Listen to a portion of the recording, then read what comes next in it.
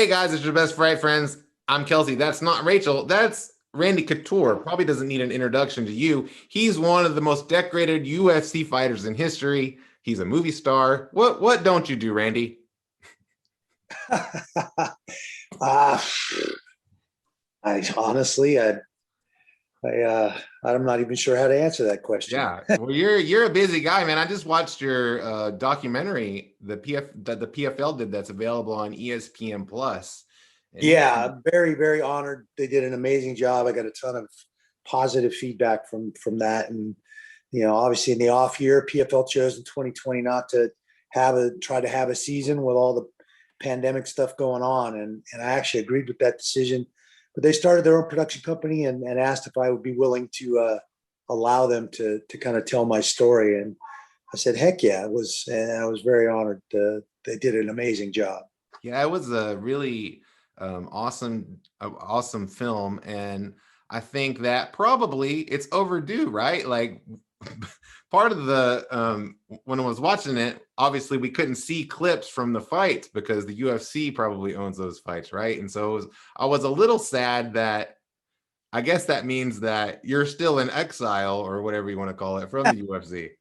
Yeah, I'm obviously still persona non grata with Dana White, particularly. Yeah, and they, obviously they own the rights to the actual competitions, and that's why I'm persona non grata in the first place, because I stood up and fought for my ancillary rights and my contracts, and when they bought the company back in 2001 and put us at odds right from the start. And yeah, it is what it is. We managed to be able to work around it, tell the story without any fight footage. Mike Goldberg and many others stepped up to kind of help us tell that story, or that part of the story. And it's not all about fighting. Certainly, we're all on a Right. journey. There's a lot more facets and things that have gone on in my journey than just punching people in the face. Yeah, the storytelling was on point, and it reminded me when I was a kid, as a boxing fan, they wouldn't on the news and stuff, they wouldn't be able to show clips of the fights, right? They would show still images and talk about the fight. So it took me back to yesteryear, along with the Mm. rest of your journey, going through your career. Totally amazing. You work for the PFL now, among other things. I'm really excited about the Professional Fighters League. In your documentary, it talked about how you were kind of the monkey wrench, the UFC's monkey wrench, right? Or not intentionally, but they had big plans that didn't include you. Sometimes I feel like maybe the PFL is the new monkey wrench in the world of MMA promotion.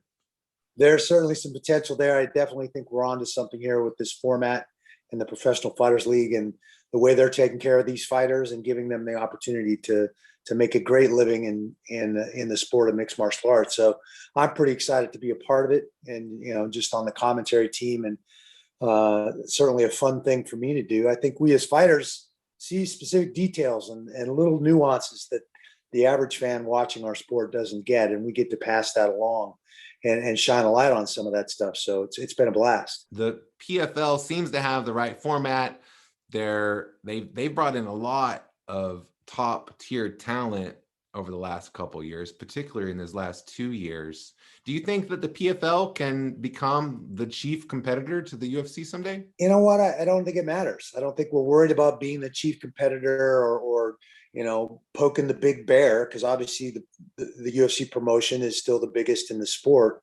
I think we're just going to keep our nose to the grindstone, do what we do, and do it as well as we can, and the rest of it's going to take care of itself. And I like that about Pete and Don, that they're not out to make statements or say anything about the UFC. I think the marketplace is plenty big enough for all of us, and that's a great thing for fighters. Yeah. Another great outlet for us to be professional athletes and show what we are made of and where we train and what we do. Yeah, I think that's an awesome mindset. I was stalking your Instagram page earlier today, and I saw the same kind of mindset. And which is basically not going for comparisons, which is my mind is always quick to do, focusing on the present moment, letting go of outcomes. I think you posted that recently, and that's something that as a human being, it's hard for me to do. But I really love that mindset. Can you talk a little bit about how important that is and how you learned it? Well, I think everybody, and going back to my high school years, we say, and everybody says at the beginning of the year, oh, I'm going to be a state champion. And we're so focused on that destination that we fail to recognize all the little steps and little successes that we have along the way, along the journey. And sometimes that journey is just as enjoyable, many times more enjoyable than actually reaching that destination. That's kind of, what I mean by, letting go of the outcome and just focus on all the other things day in and day out that we get to do, that we get to see and be, and enjoy those things, and not just stay so focused on that final destination. Yeah, and I really love that. I know that in my own personal life, when I've focused on outcomes, I've achieved an outcome, and then what's the first thing I think about?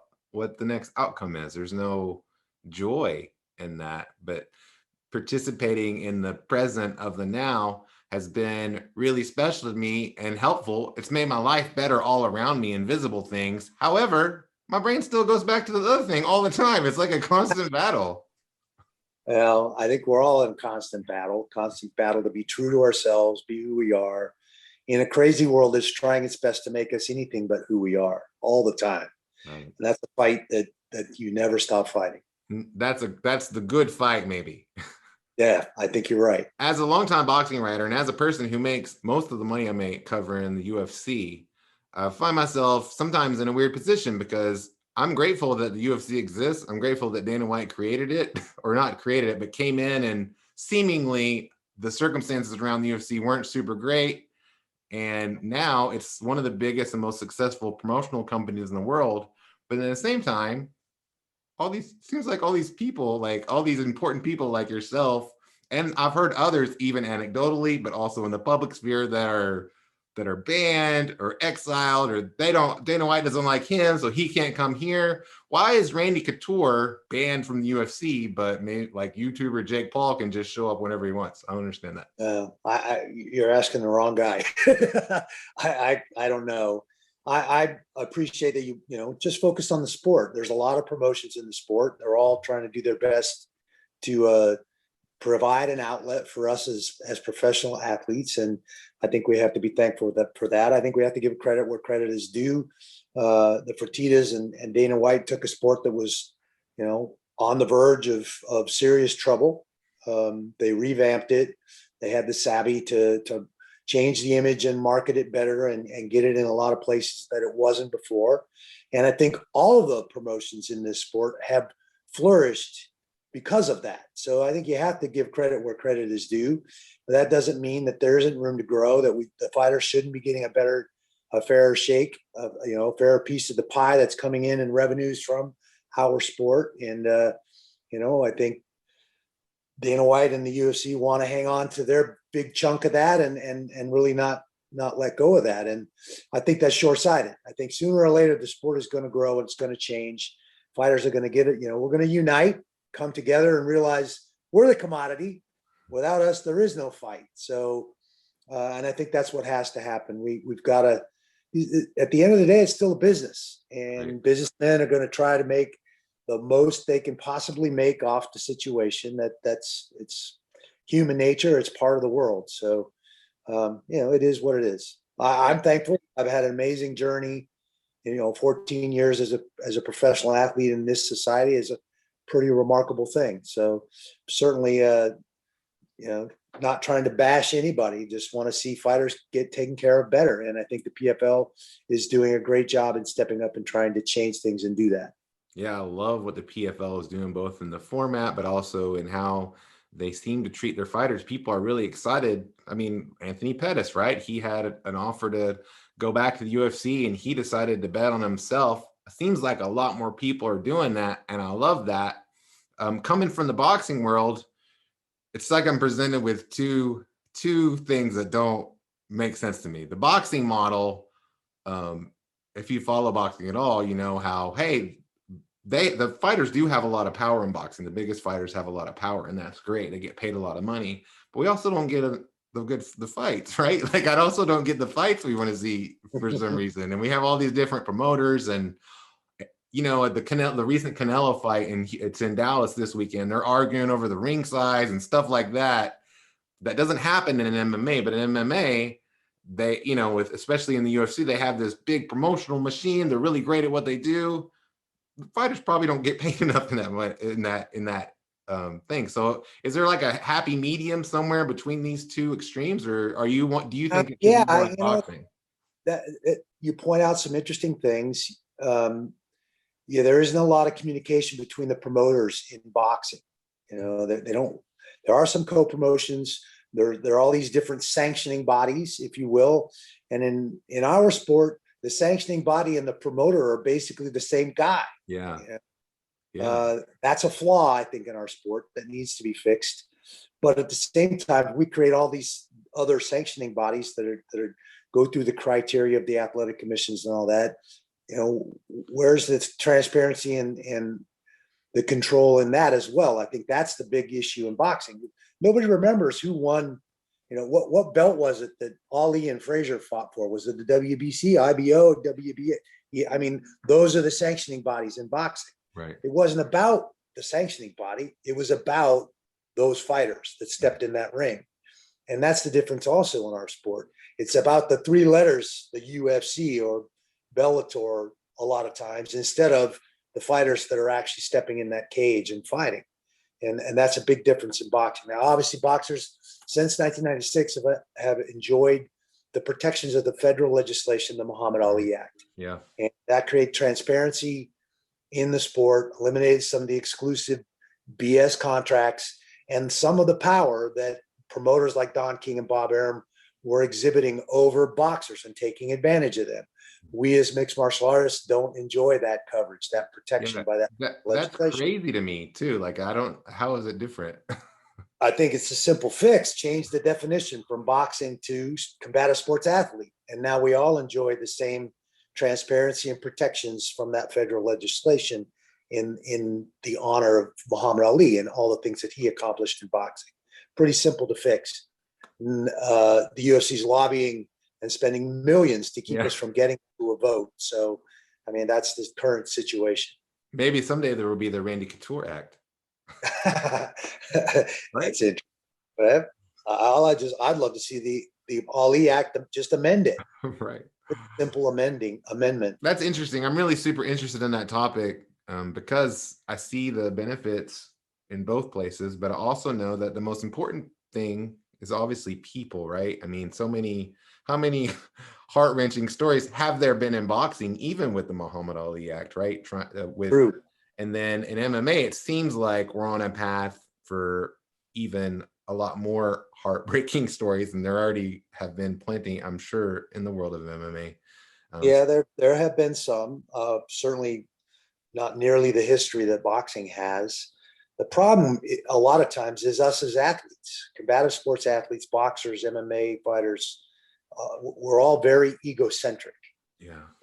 That's what makes us good at what we do. We're a bit selfish, honestly, because we have to be to make the sacrifices and do the things we do in training, in preparation for fights. You have to kind of be a little selfish.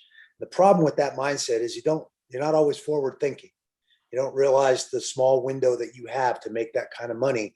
You maybe don't take care of that money as well as you should, or put it in places where when you can no longer walk up in that boxing ring or that cage, it works for you and takes care of you down the road. And I think that's something that we need to do a better job of trying to educate our fighters about is recognizing the bigger picture and be a little more forward thinking and take care of the things that are important, that are going to help you when you're no longer physically able to compete. Why do you think you've got something that you championed in your career? It seems like you were always a little bit ahead of the curve, which is probably why sometimes they wanted to push you out the back door. Why do you think you had that mindset though? Like, where did it come from? Honestly, some of it was through education from meeting the right people. A lot of times it's just who you meet at the time on your journey. And if you have humility in your heart and your mind, and you're open to learning and hearing what other people have to say, you have a chance to learn from them.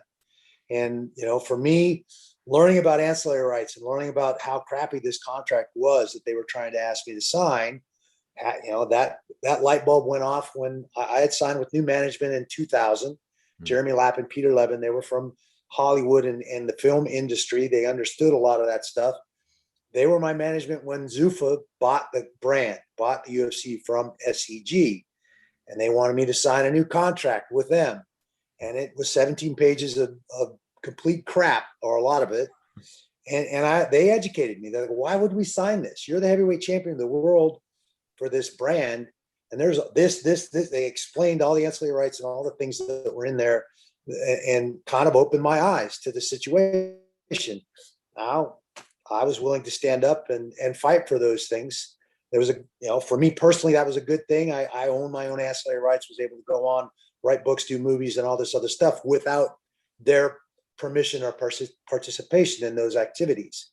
The downside was they saw, I pointed out some of those loopholes in those contracts, and they tightened them up even more.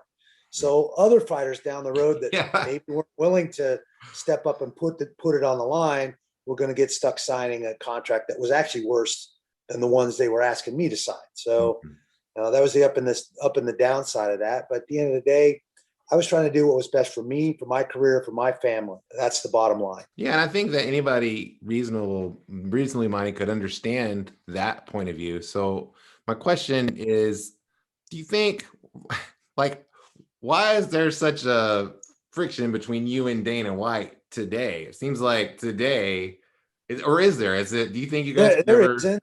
And as far as I'm concerned, there isn't. I don't have an issue with Dana. I know Dana well. I think Dana probably knows me pretty well too. I worked for the company for 14 years, and half of that was with Dana and Zuffa. So I don't have an issue with them. I see them pretty clearly.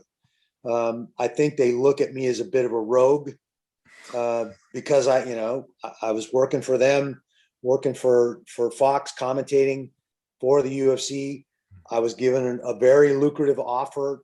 They weren't. I was getting 4 shows a year at fairly minimal pay, honestly, and I'm retired from fighting. So obviously, still trying to promote myself in acting and all the other stuff I was involved in, but as far as staying with the company and getting remunerated for what I brought to the table, it just wasn't there. Spike TV offered me a very lucrative deal for a 2-year contract to do some scripted and unscripted television. And I tried to sit down with Dana and talk to him about it. He heard about it through the grapevine before I got a chance to have that meeting, and went off the rails. And that's kind of when everything exploded. But I had issues with them before that. I had my own press conference. I shined a light on some of the extracurricular contract things and ways they take advantage or keep violent fighters from speaking out, from stepping up. And I obviously, aside from fighting for my ancillary rights when they bought the company, stepping up and talking about some of the independent contracts and other stuff that they were doing to keep fighters happy and not chirping about the situation, they didn't appreciate that either. So in some ways, they look at me as a bit of a rogue, when really I was just fighting for my sport, for my friends and other fighters like my son who were foraying into the being a professional fighter, and it really wasn't anything personal. And I think they took it as a personal assault on them and their business and what they were trying to do. It's fascinating stuff. I'm grateful that you would share it with me, and also that you would be so thoughtful about how the decisions that you were making in your life would affect both your family, but also you're trying to help other fighters. I think that's amazing. One thing that struck me about your life as well is overcoming adversity. Particularly, you're the NCAA runner-up twice, you're an alternate 3 times. And like, I know in my own life, sometimes when things have not gone my way, I've flipped out. You know what I mean? Like, I've flipped out and maybe even just quit. But here's a guy, and I admire this greatly about you, that you just kept going and kept being open. And even in the stuff with the UFC, like you and the UFC were going back and forth, but you kept coming back and fighting. Like you have something about you, a stick-to-itness, if that's a word, that is admirable. So if you were trying to express to others, about how to overcome adversity, what would you tell them?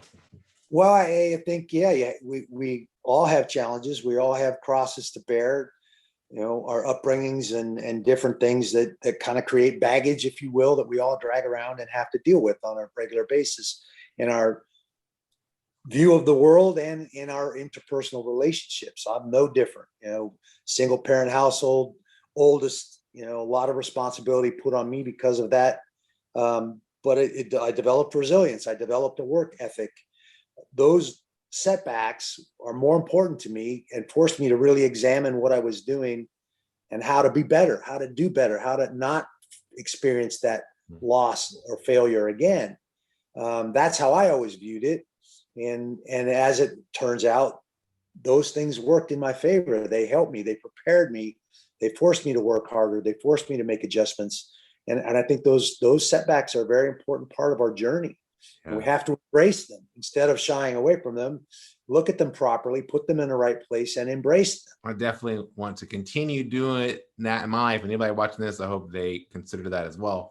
Last question, I know I've held you here a lot, but I've just really enjoyed talking to you, is about the PFL. What are some of your biggest and best storylines this season? Because there's a lot going on this year, and I'm excited about pretty much all of it. Yeah, well, we've started off, in the first two shows with a flurry. I mean, obviously Anthony Pettis making his debut and then being defeated by Clay Collins in the first show of the year. Our two double champions, Nathan Schultz, Lance Palmer, both going down as they start their journey towards a three-peat. Big stories. And this week's no different. Kayla Harrison coming back and starting her journey towards repeating her first world championship, taking on the burden of, and she doesn't consider it a burden, but that's the type of human she is, taking on, two young kids as their parent and guardian, huge, whole nother layer to the onion, and motivation for her. She's put that in the right place and using that to motivate her to continue to train hard and become the best women's mixed martial artist that we've ever seen. That's her goal. And I think, who's going to say she's not going to accomplish that? Pretty amazing young lady. So, Fabricio Verdun stepping up now could probably just sail off into the sunset and be just fine. New home and family in Brazil, but left that, come here for 3 months to prepare to win a PFL championship and cement that in his legacy as well. So some pretty cool stories. Yeah. Who does that remind you of? A guy that kept coming back. Yeah. And winning big fights, there's a special person that does that. Definitely. So some very cool stuff going on in the Professional Fighters League in the true sports format. Our regular season fights just about halfway through the regular season here, and I'm very excited for tomorrow night and the fights on ESPN. So it's going to be fun. Lots of great fights coming up on ESPN and ESPN Plus as well. Also, you got a whole season and then the tournament, man, an exciting time. Thanks, Randy Couture. You're really great at calling the action. People love seeing you on camera. Congrats on all your success and your wonderful career. And thank you for sticking up for fighters. That's something that's really important. He's Randy Couture. I'm Kelsey McCarson. Thanks for watching.